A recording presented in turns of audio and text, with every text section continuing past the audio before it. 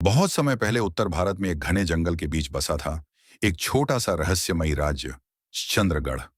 इस राज्य की रानी थी मृणालिनी, जिसे लोग उसकी सुंदरता, बुद्धि और ताकत के लिए पूजते थे। लेकिन रानी के अंदर एक गहरी कमजोरी थी, उसका घमंड। रानी मृणालिनी को लगता था कि उसे सुंदर इस धरती पर कोई नहीं। जो उसकी तारीफ करता वो उसकी नजरों में चढ़ जाता, और जो आलोचना करता वो सजा का हकदार बन जाता। महल में उसका आदेश ही सब कुछ था। एक दिन महल में एक बूढ़ी औरत आई, फटे पुराने कपड़ों में, झुकी कमर, कांपते हाथ।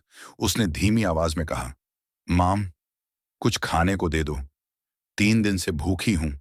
रानी ने उस औरत को ऊपर से नीचे तक देखा और फिर ठहाका मारकर हंसी। ये महल भिखारियों के लिए नहीं है, उसने कहा।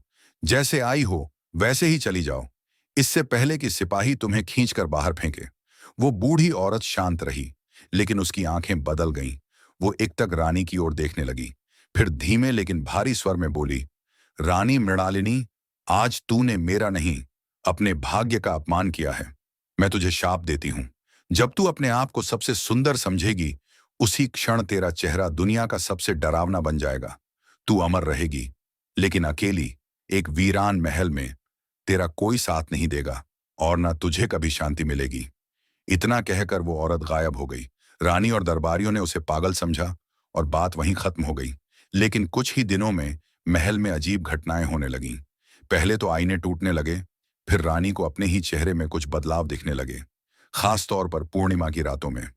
एक रात रानी जैसे ही तैयार होकर शीशे के सामने खड़ी हुई, उसका दिल कांप उठा।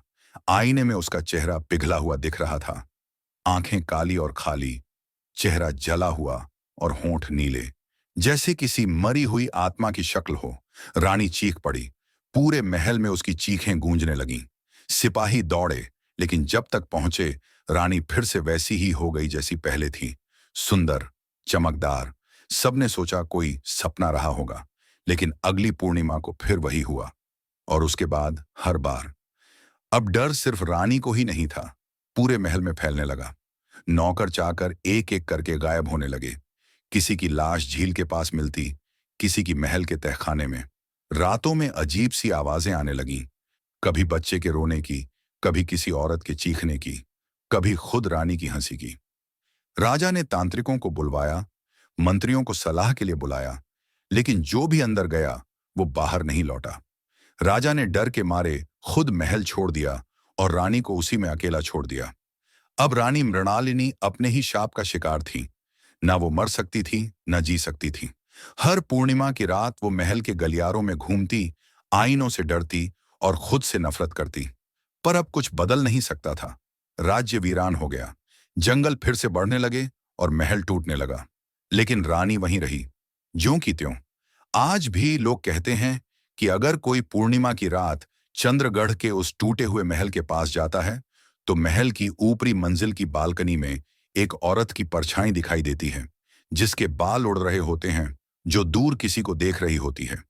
जो भी उसकी आंखों में आंख डालता है, वो वहीं का होकर रह जाता है। बहुत से लोग गए, लेकिन कोई लौटकर नहीं आया। कुछ ने रिकॉर्डिंग की कोशिश की, लेकिन कैमरा अपने आप बंद हो गया। कहते हैं रानी आज भी इंतजार कर रही है, किसी ऐसे इंसान का जो उसकी आंखों में झांके और उसकी शापित आत्मा को अपने साथ ले जाए। तो अगली बार जब तुम किसी पुराने खंडहर में जाओ और तुम्हें किसी औरत के गुनगुनाने की आवाज सुनाई दे, तो एक बार पीछे मुड़कर जरूर देखना। शायद रानी मृणालिनी तुम्हारा ही इंतजार कर रही हो।